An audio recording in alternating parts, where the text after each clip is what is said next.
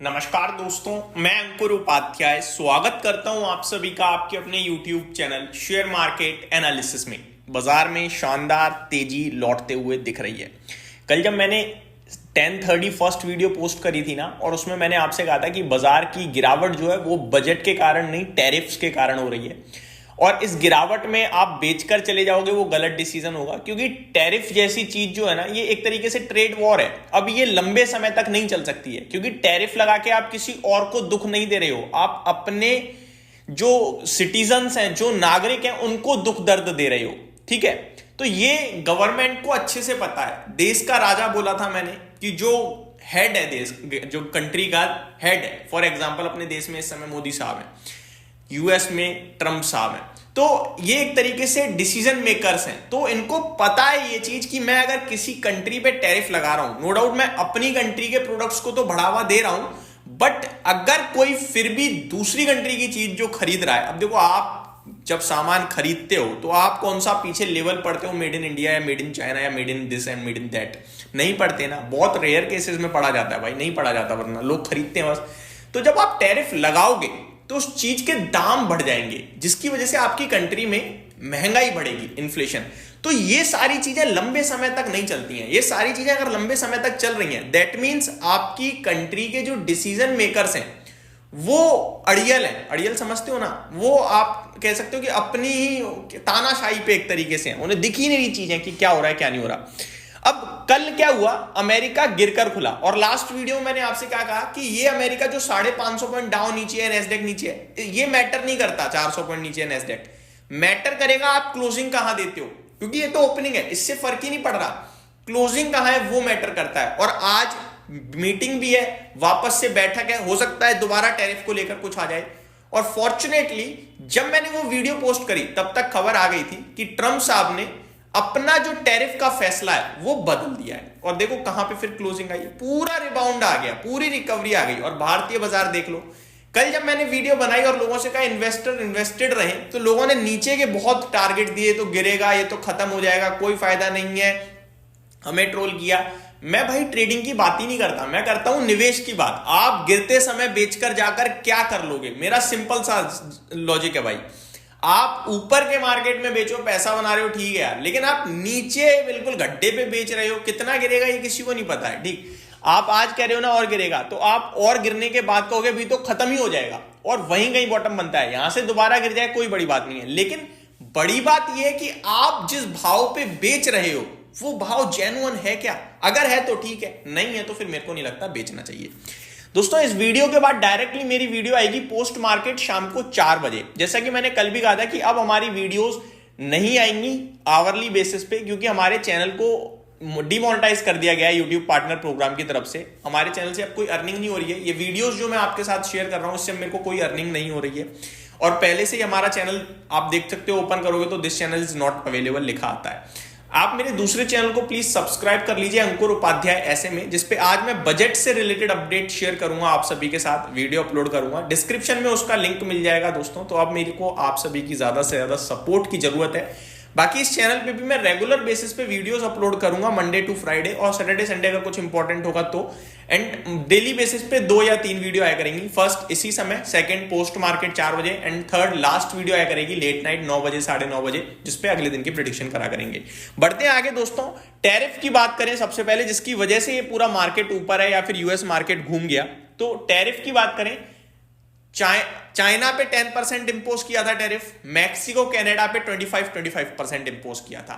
Mexico और Canada का tariff अभी रोक दिया है, हटाया नहीं है, रोका है। कहा भैया 1 महीने तक हम देखेंगे, अगर चीजें सही हो गई तो नहीं लगाएंगे, वरना दोबारा लगा देंगे। तो टैरिफ रुक गया है मैक्सिको कनाडा पे, इसलिए यूएस मार्केट दोबारा कूद गया ऊपर। आप देखें तो कल डाउ 43,880 से सीधे ऊपर 44,421 पे बंद हुआ है। नीचे से अगर मैं काउंट करूं तो 550 पॉइंट्स की रिकवरी होती है, जो कि काफी बेटर थी, इनफैक्ट डे हाई पे था। अब आते हैं भारतीय बाजार पे। देखो भारतीय बाजार पे टैरिफ का कोई फर्क तो था नहीं, क्योंकि भारत के मार्केट्स के लिए था नहीं, इनफैक्ट भारत के लिए तो और अपॉर्चुनिटीज क्रिएट हुई थी। चाइना या मैक्सिको या कनाडा से यूएस में कुछ जा रहा है तो वो महंगा हो चुका है, भारत भेजेगा वो सस्ता है उनके मुकाबले, तो पॉसिबिलिटीज थी इनकी इनकम बढ़े। ठीक है, अब बाकी बात में, बट कुछ कंपनियां जो यूएस में बनाती हैं अपने प्रोडक्ट जो भारत की हैं और बाहर बेच रही हैं, तो फिर जो ट्रेड वॉर था वो दूसरी स्टेट्स दूसरी कंट्रीज ने भी यूएस पे टैरिफ लगाया था, लाइक कनाडा, तो फिर वो अगर यूएस में बना रही है कनाडा भेज रही है तो फिर वो दिक्कत का विषय बन रही थी उन कंपनी के लिए भी। तो ये सारा चीज तो था, थोड़ा थोड़ा तो इंपैक्ट आता ही है, बट ज्यादा इंपैक्ट नहीं था। ग्लोबल मार्केट सुधरे हैं, इसकी वजह से भारतीय बाजार ऊपर है। ये दोबारा गिर सकता है, बिल्कुल गिर सकता है, कोई स्टेबिलिटी नहीं है इस समय मार्केट्स में, ये आपको समझ में आना चाहिए। जितना आप डेली बेसिस पे तेजी या मंदी को पोस्टमार्टम करने की कोशिश करोगे उतना अपने आप को गड्ढे में लेके जाओगे। जितना आप मार्केट में जो हो रहा है मैं एक्सेप्ट करूंगा ये बैठ जाओगे समझकर, उतना आप रिलैक्स फील करोगे, वरना यहां से फटने लगेगा दिमाग और टेंशन में भी आ जाओगे और गलत कदम उठेंगे। टेंशन में हमेशा गलत चीजें ही होती हैं, इतना मेरे को लगता है।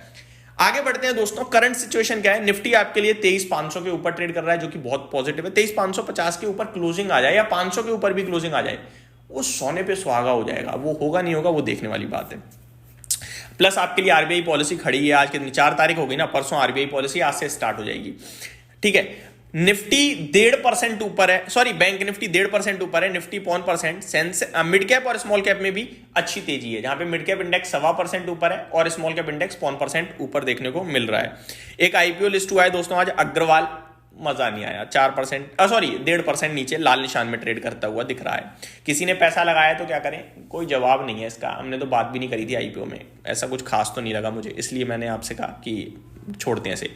पीएसयू क्षेत्र ऊपर है, मेटल क्षेत्र ऊपर है, निफ्टी मिड कैप सिलेक्ट ऊपर है और एफएमसीजी में हल्की मंदी देखने को मिल रही है। टॉप गेनर्स की लिस्ट कहां है। नुवामा वेल्थ मैनेजमेंट बहुत अच्छा कर रहा है आज, NLC, INOX wind, Jindal saw, Sundaram finance, ये कुछ स्टॉक्स अच्छा कर रहे हैं आज। Trend, gland pharma, Ajanta pharma, Tata chemicals and Triveni turbine में गिरावट देखने को मिल रही है। आगे बात करें निफ्टी की तो लगभग 34 शेयर्स पॉजिटिव है, हिंडाल को लीड कर रहा है, टाटा मोटर्स, बीईएल और एलएनटी ये अच्छा कर रहे हैं। गिरावट ट्रेंड, हीरो मोटोकॉर्प, भारतीय एयरटेल और अपोलो हॉस्पिटल में देखने को मिल रही है। कल का एफआईडीएस का डेटा मैं आपके साथ ऑलरेडी शेयर कर ही चुका हूं, कैश मार्केट में रिपीट कर दूं तो एफआईआईज 3958 करोड़ की सेलिंग करके गए, डीआईज 2708 करोड़ की बाइंग करके गए। फ्यूचर्स में एफआईआईज ने 3200 करोड़ की सेलिंग करी है, तो ये नहीं रुक रही है और ये जब तक नहीं रुकेंगे तब तक चिंता का विषय है। रिजल्ट्स की बात करते हैं दोस्तों, रिजल्ट्स की बात करें तो Titan, Asian Paints, Tata power, Godrej properties, Torrent power, Thermax, Max financial, global health, JM chemical, JB chemicals, Nexus select, JSW holdings, BASF India, Eris life sciences, Kajaria ceramic, Whirlpool India, Niva Bupa health insurance, fine organic, Safari industries, Zydus wellness और लंबी list है जो आज अपने numbers पेश करेंगे।